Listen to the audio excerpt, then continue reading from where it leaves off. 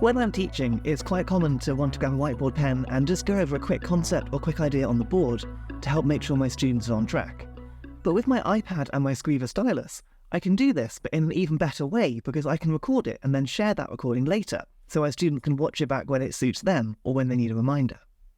All I'm going to do is use the Notes app for this, and you can see I've already drawn on there a maths problem we're trying to solve in the class. Then I'm going to tap onto the drawing tools on the top toolbar and make sure I've got a good pen colour that's going to stand out on my whiteboard. Now from this point, I want to make sure that my screen is visible to all of my students. So I'm going to flick down from the top right corner to go into Control Centre, and from here I'm going to enable AirPlay to show it on my Apple TV in my classroom.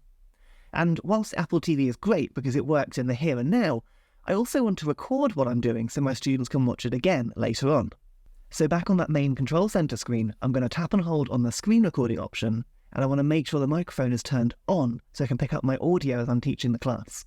Then I'm going to press Start Recording, and now it's recording, I'm going to grab my Skriva Stylus and I'm going to start annotating all over this page. I'm going to make scribbles, I'm going to cross things out, I'm going to rub bits out, and I'm going to annotate it as I'm modelling that to my students. As I'm narrating it, the iPad's going to record my words and the picture. It's not going to be neat, it's not going to be pretty, but it gets the message across.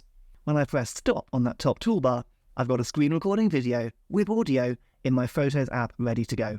In fact, if I jump into Photos now, we can see that screen recording is saved there ready to go. I can watch it back, I can scrub through, and if I press the share button in the top corner, I can then share it to my learning platform of choice. So for me, I can tap onto Shobi, and then that's ready to go in my class so my students can access that learning again at a later date. This simple trick is another way that I use my stylus with my iPad every single day as a teacher.